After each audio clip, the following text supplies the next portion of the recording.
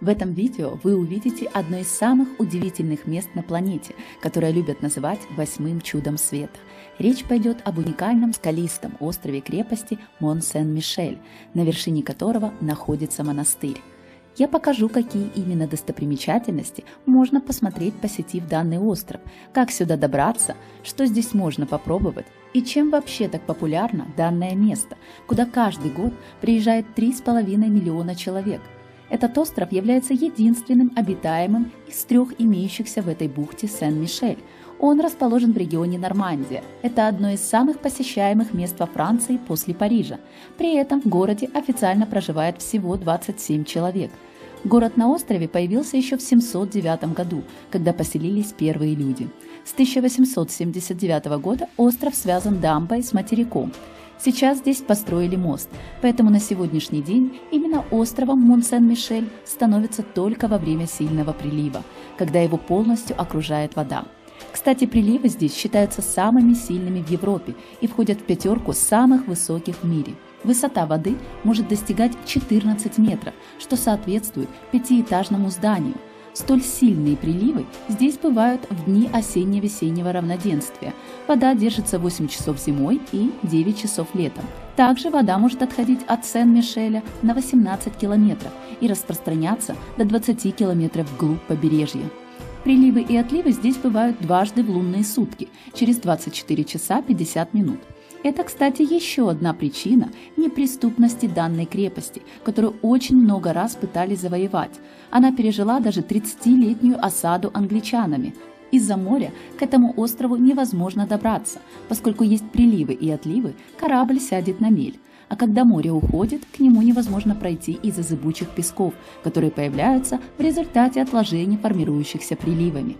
Кстати, по этой же причине многих туристов пугают и отговаривают от самостоятельных дальних прогулок вокруг аббатства во время отлива. Мол, попадете в зыбучие пески и потом не выберетесь. На самом же деле не все так страшно. Во-первых, чтобы привести зыбучие пески в действие, нужно потрудиться. И в любом случае, полностью вы никогда не погрузитесь в эти пески из-за выталкивающей силы, максимум по пояс. Однако в чем может быть большая проблема, так это в том, что после того, как человек застрял в этих песках, может начаться прилив, и тут уже будет небезопасно. Еще одной интересной особенностью данного острова является его история, мифы и тайны вокруг него. Ведь на острове не сразу появилось аббатство. По одной из легенд, еще в 708 году епископу Аберу приснился сон, где к нему явился архангел Михаил и поручил построить святилище в его честь. Однако Абер проигнорировал данное желание. Когда же архангел Михаил явился Аберу в 3-й раз, он приложил перст к его голове, после чего у епископа в черепе образовалась дыра. И уже в этот раз Абер выполнил просьбу и приказал построить храм на горе в честь архангела Михаила. И что примечательно, когда ученые заинтересовались данной легендой и организовали раскопки, в начале XI века был найден череп с аккуратной дырочкой. Таким образом, вроде как появилось доказательство этой легенды. Однако в результате экспертизы ученые пришли к выводу, что у него была киста. А поскольку в средние века у людей не было достаточно знаний, это давало повод для мифов. В X столетии на скале было основано Бенедиктинское аббатство, после чего могильная гора стала называться Мон-Сен-Мишель, что в переводе означает «гора святого Михаила». В дальнейшем аббатство стало одним из центров паломничества Западной Европы, и здесь стал разрастаться город. Сейчас высота от среднего уровня моря до вершины шпиля собора достигает 170 метров. Кстати, до 1863 года остров использовался как тюрьма. Первые тюремные камеры предназначены были для монахов, которые нарушали обеты бенедиктинцев. Камеры были крошечные, в них можно было только сидеть.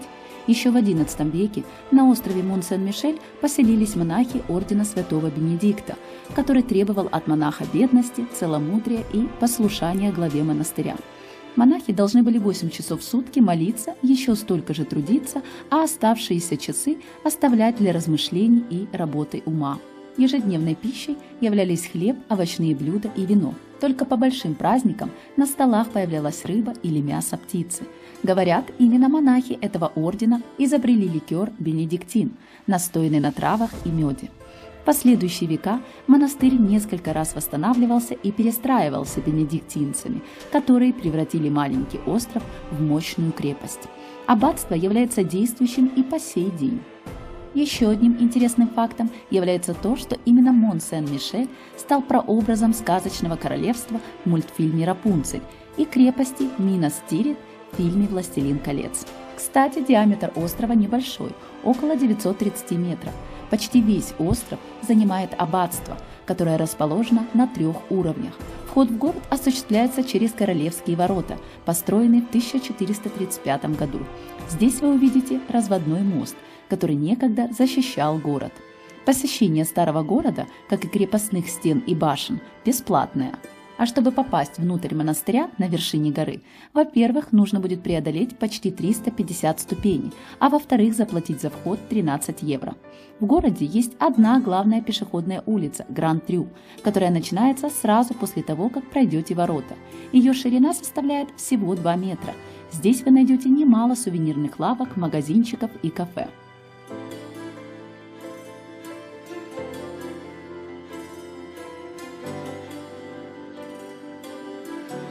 Главным и популярным рестораном, расположенным в отеле сразу у входа в город, является «Ля Мэр Пуляр», где можно попробовать необычный и знаменитый на всю Францию омлет матушки Пуляр, цена которого составляет от 30 до 100 евро. Создателем этого блюда стала француженка Аннет, которая в свое время решила открыть гостиницу, но дела шли у нее не очень. И в один прекрасный момент один из посетителей-путешественников, согласно легенде, подсказал Аннет Пуляр рецепт и продемонстрировал быстрое приготовление яиц на огне. Омлет получился таким вкусным, что прославился на весь город, а потом и на всю Францию. Особенность данного омлета заключается в том, что белки и желтки готовятся отдельно, в результате чего выходит воздушный, почти многослойный яичный пирог. У входа в ресторан можно понаблюдать, как готовят данное блюдо. Также почти в начале улицы Гран-Трю находится привлекающее внимание старинное здание отеля «Артишок» XV века с интересной архитектурой. Оно имеет необычный чешуйчатый внешний вид. Пройдя его и прогуливаясь вдоль главной улицы, справа вы увидите самую узкую улочку с лестницей, где получаются очень интересные фотографии. Ну а далее по пути вам встретится несколько музеев – археологический, морской, музей Тиффани и исторический.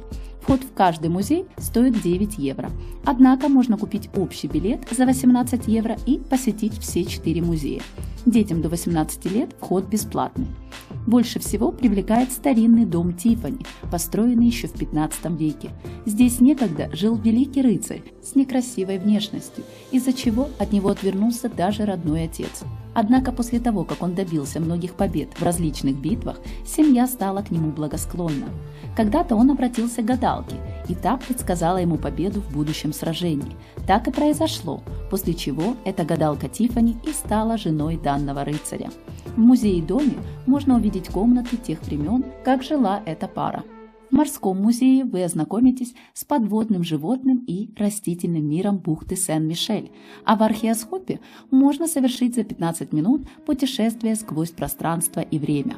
Улица Гран-Трю выведет вас к широкой лестнице с крутыми ступенями, по которым можно будет подняться вверх ко входу в аббатство. Оно работает каждый день с 9:30 утра и до 18:30 вечера.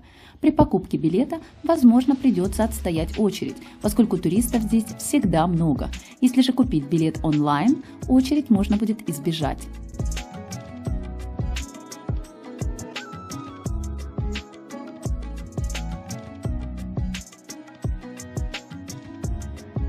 И, конечно же, на верхнем уровне можно увидеть обзорные площадки с видом на залив Ла-Манш.